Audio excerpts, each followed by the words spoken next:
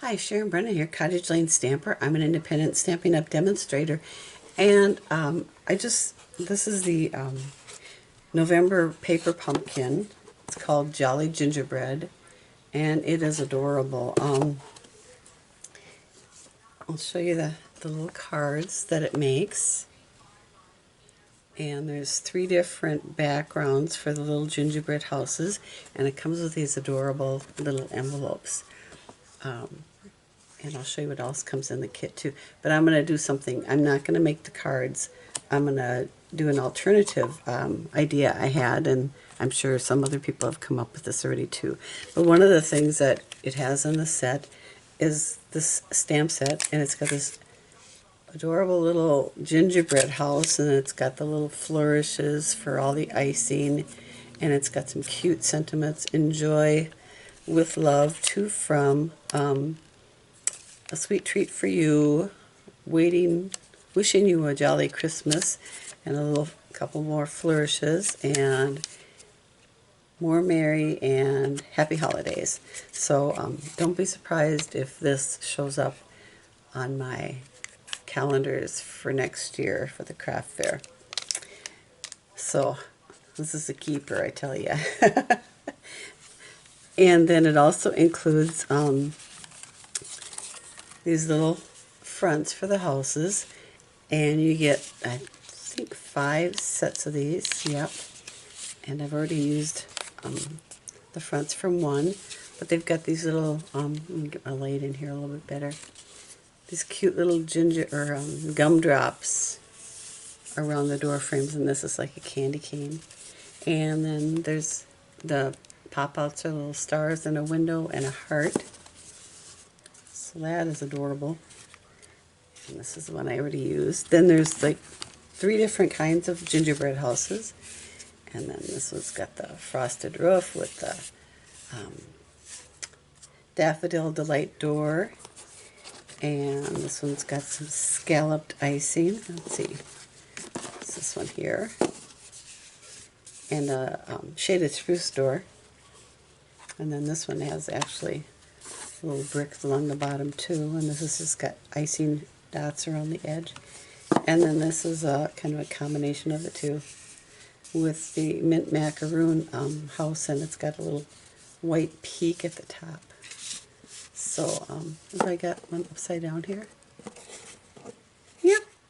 This is here, the white peak goes with the daffodil delight one. Anyway, there are 15 of those.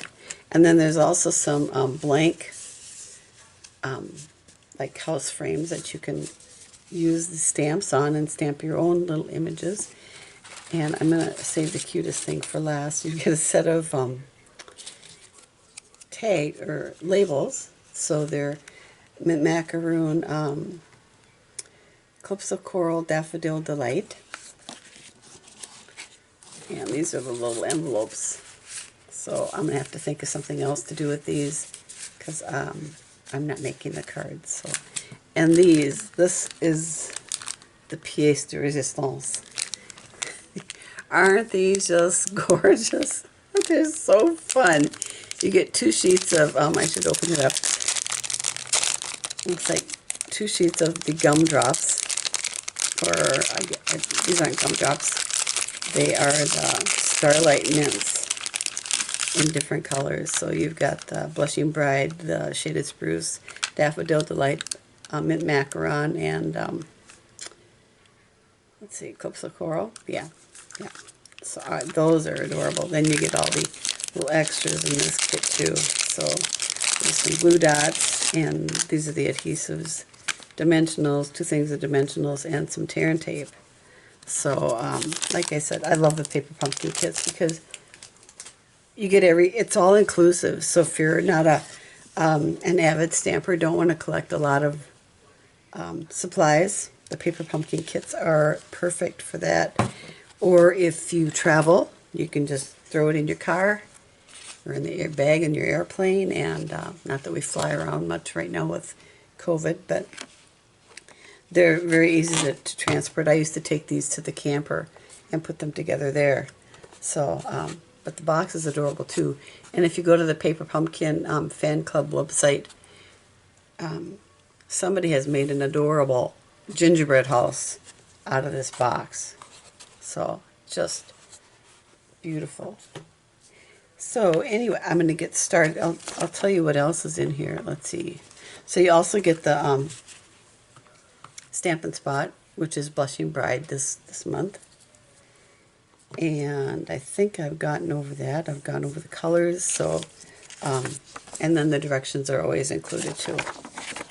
But I am doing something else. So I am making this little treat box out of mine. And I'll show you how I did that. I haven't finished decorating it. I kind of wanted to do that with you guys here. So what I did was I took one of each of the panels and I scored them. Or they are scored, I should say. I just burnished the score marks.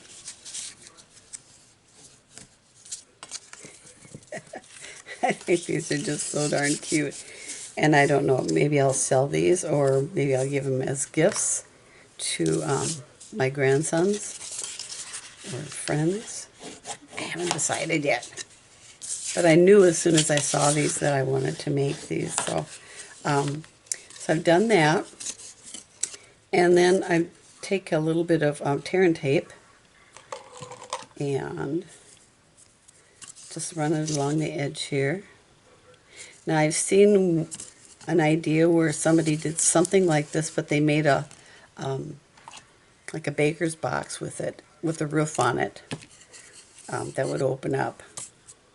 But I kind of wanted to do something open so you can see what's inside. And I put in Hershey Nuggets because that's actually what I have inside. But I think Hershey Kisses would be really cute. Starlight Mints or some kind of mints, if you know people that like those. Whatever their favorite candy is.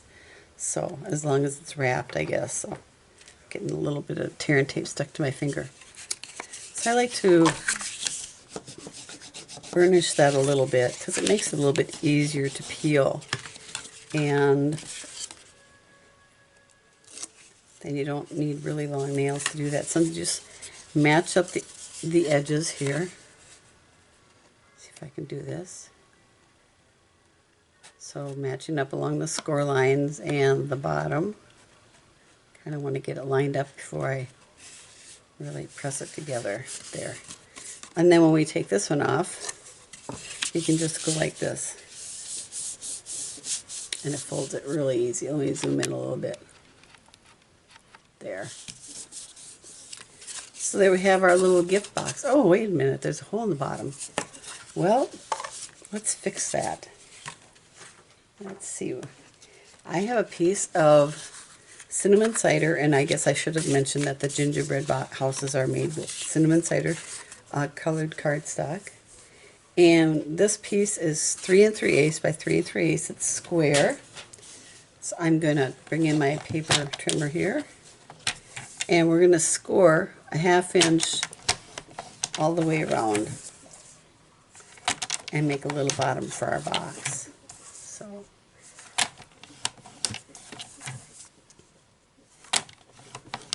there, got that. Now we're going to burnish these score lines. Just makes it a little bit easier afterwards when you're putting it together. And then we are going to trim along the edge here. So I did this wrong last time. So we're going to cut in here. Is that right? Nope. I goofed up. We're going to trim here.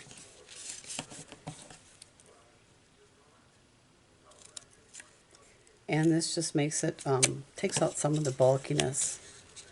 Makes it easier to do. And we're just doing that on 2 sides. So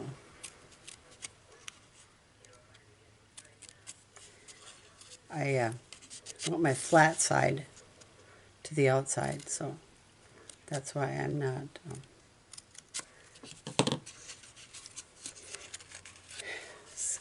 taking a wedge out there. I did it backwards last time and it really doesn't matter all that much, but I kind of like it flat and square like that. So I'm going to take a little bit of adhesive glue, multi-purpose glue, and I'm going to put a little dot here and a little dot there.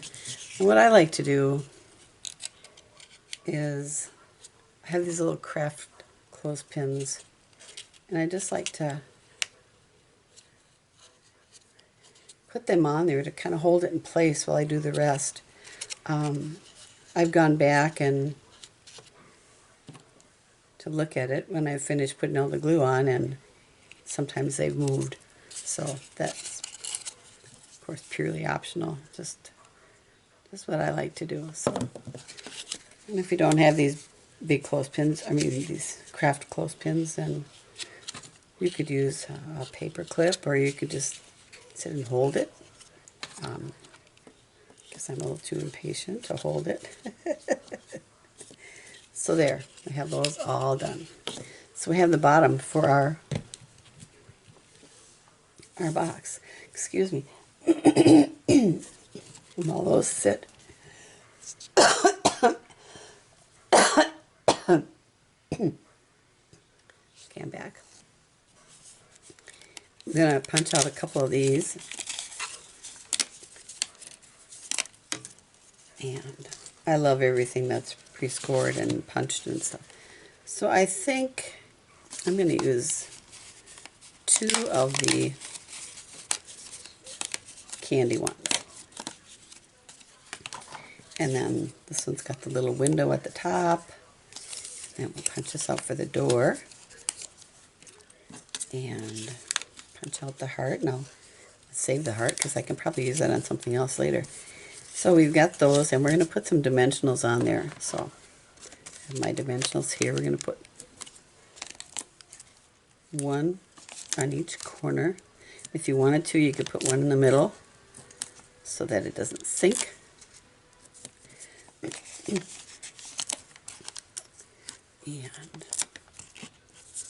let's see, we got any more here? There we go. We used everything up, and then later, of course, we cut around the edges and use those, so nothing goes to waste. Then we're going to bring our box back in here, and we're going to peel off the backing. I love to make treat boxes. I do a lot of them for like craft fairs and stuff. So we're going to line this up with the little door as best we can, and then flip it over to the other side. And peel these off. Sometimes I forget where I am. And line that up. Unstuck from my finger. Get all these out of here. And there we have our little treat box. So now our adhesive should be good and stuck. And this will fit right in the bottom here.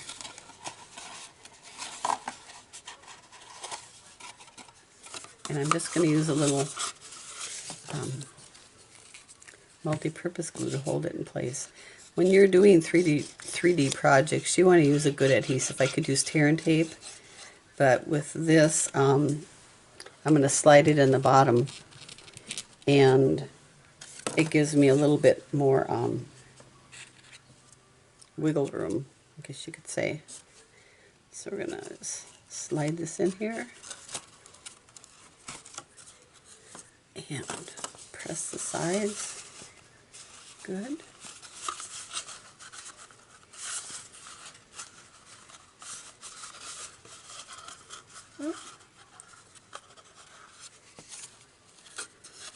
And I'm going to take my bone folder actually and just run it along the edge on the inside to get that to stick.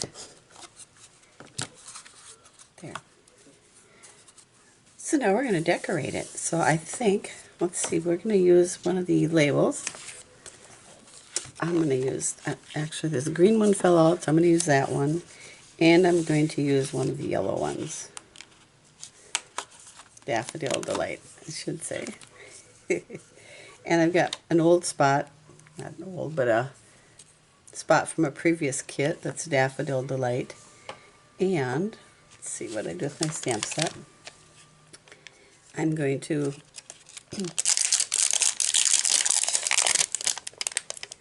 stamp on here Enjoy. So, and I should bring in my paper piercing mat, or Stampin' Pierce mat, I should say. Because when you're using photopolymer stamps, you want to, it doesn't have much cush, so I get a scrap of paper in here in case I go off. And we're going to stamp that. And then for the other one, I'm going to use a mint macaron. Sorry. Get the terminology right. There's a big difference between macaroons and macarons. If you're in the pastry business, or if you love pastries, you'll know what I mean. So anyway, we're going to stamp this one. Maybe I should put Enjoy on this one because it's a little bit shorter, but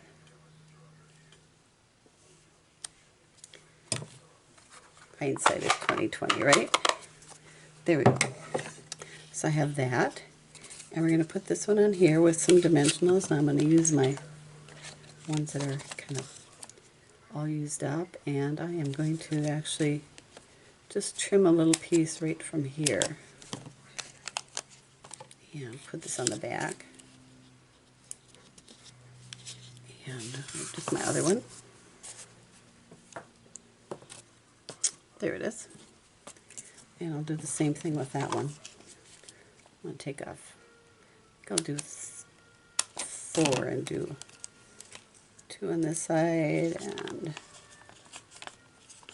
2 on this side. So this is going to go on top of a little house right above the door. Kind of center that from side to side and top to bottom. And put this one here. And I move it over just a hair. It's just a little bit longer than the house is wide there. The little white house. Isn't that adorable? I think that's so cute. Then we're going to take some of our little candies. And I think I will use, I'm going to use mint macaron on this side. Oh, these are so cute. I wish I could just buy just these. They're just adorable. And then I'm going to do the same. I'm going to put one here. What should I do? I'm going to do 2. Right here and right there. Isn't that cute? And if I wanted to, I could actually do a little flourish, I think, maybe on the bottom of that stamp. I didn't think of it. So, odd numbers are good. We'll put one there. Isn't that? I think that's so cute. And I have these bags. Not sure what size they are. Check in the catalog and I'll put it down for you. But they're about 6 inches high by 3 inches wide, I think. Anyway, that is it. Isn't that just stinking adorable? Wouldn't you just love to get that on your desk, or somebody put it on your doorstep or whatever? But I just think these are so cute. So if you have this kit and you do some alternatives, I hope you'll post it here on my Facebook page, because I love to share my ideas, but I also like to get ideas from everybody else. So anyway, that is my alternative. It's pretty quick and easy, and it would make a wonderful little treat for somebody, maybe a stocking stuffer, maybe for your postal worker or a healthcare worker that you know of. I'm sure they would enjoy a thoughtful gift like this. So anyway, like I said, the cinnamon cider square on the bottom is 3 3/8 by 3 3/8. So, and if you do sell these, remember to stamp it with the angel stamp on the bottom, or the Stampin' Up Stampin' Up logo stamp, something like this. Because these images are copyrighted, and we're required to have that according to the angel policy. So, anyway, thank you for stopping in. I appreciate it, and hope you give me a thumbs up if you like this video. Take care, and may God bless you.